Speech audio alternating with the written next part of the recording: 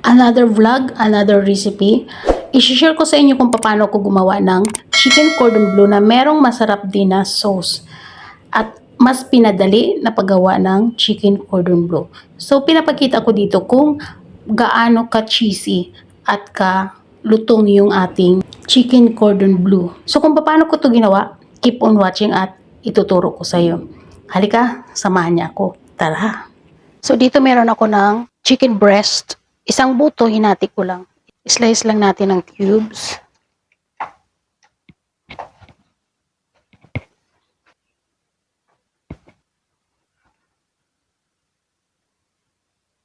So, ganito lang siya kaliliit.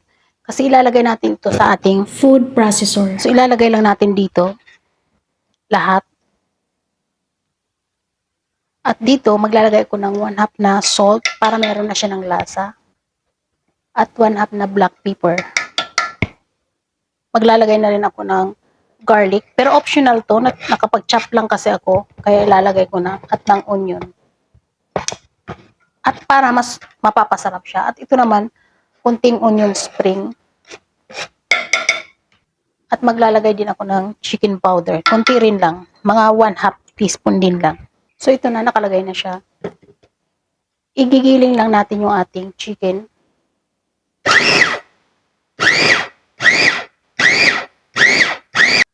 So ito na, okay na kaagad to. Ito na yung itsura niya.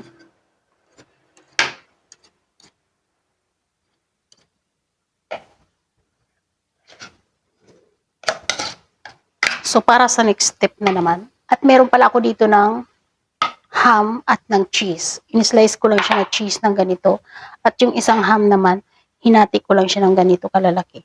So dito sa ating cling wrap, maglalagay lang ako ng 1 tablespoon. Depende rin sa inyo kung gaano karami yung ilalagay ninyo. Pero itatry ko lang muna ito yung 1 tablespoon. So ipapalapad ko lang ng ganyan.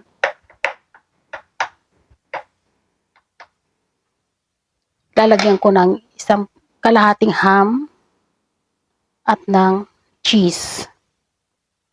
So, kung gusto niyo lahat may cheese, pwede naman. Dagdagan natin.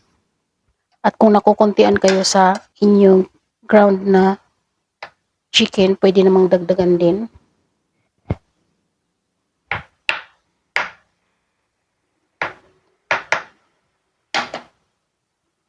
At i-roll lang natin.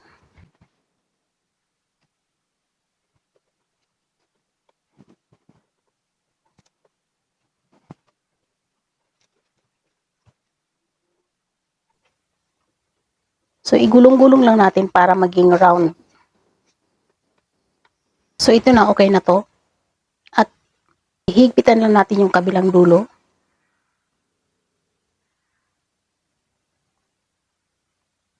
At itatabi natin. So, gagawin natin lahat to sa ating mga chicken. So, ito na lahat. Nakagawa tayo ng 1, 2, 3, 4, 5, 6, 7, 8 pieces na rolls ng ating chicken cordon bleu.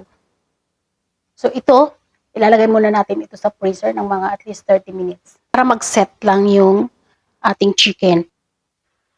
At habang naghihintay tayo, gagawa lang tayo ng sauce para maglalagay lang ako ng butter. Kunting butter lang to kasi kunting sauce lang naman yung ating gagawin. Siguro mga 3 tablespoon lang na butter yan at maglalagay lang tayo ng kaunting all-purpose flour.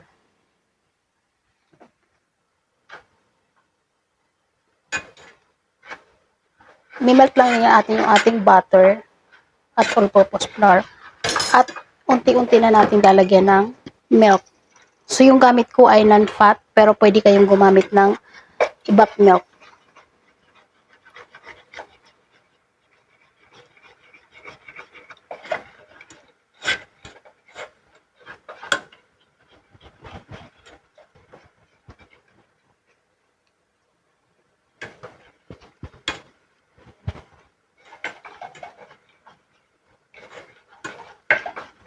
So, okay na to. Lalagay lang ako ng black pepper. Mga 1/4 teaspoon lang yan.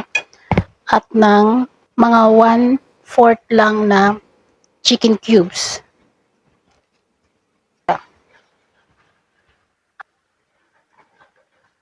Lalagyan ko rin siya ng konting water. Konti lang. Dahil kunti lang naman itong ginagawa natin. At lalagyan ko siya ng cheese. At na cubes na cheese. So, imi-melt lang natin to. So, ito na. Once na nag-melt na yung cheese, ay okay na yan. Titikman na natin. Ang sarap. So, pwede nyo gayahin ito, guys. Kung gusto niyo may sauce yung inyong chicken cordon bleu. So, okay na to. Turn off na natin yung ating heat.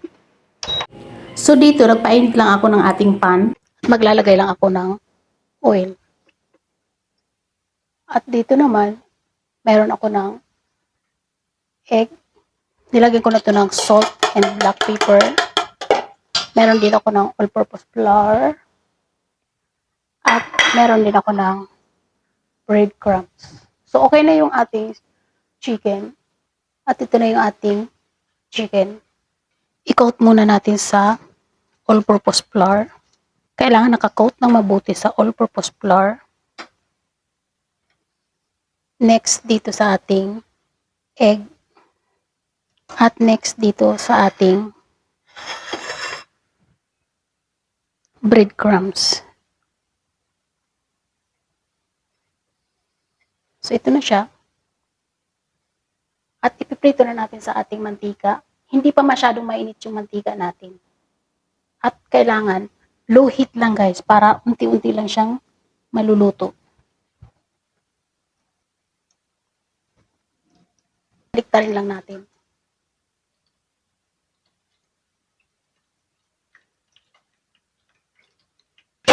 So, ito na. Pagka ganito naka brown, okay na to. Tatanggalin na natin isa-isa. So, ito na last batch na to. At okay na to.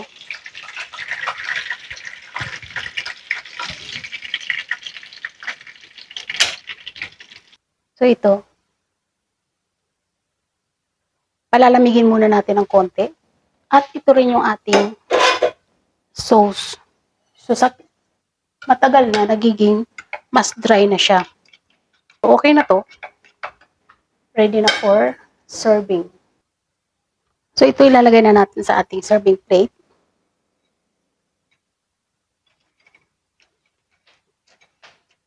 At ito naman yung ating sauce. So, ayan guys, bago tayo magtapos, kung ikaw ay bago sa aking channel, please subscribe. Pakiring the bell all para every time na nag-upload ako ay ma-notify ka.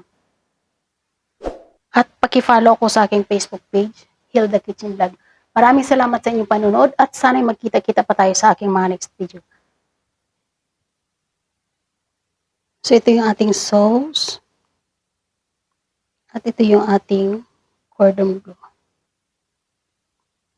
At ito yung apat. So, hanggang dito na lang tayo. Bye!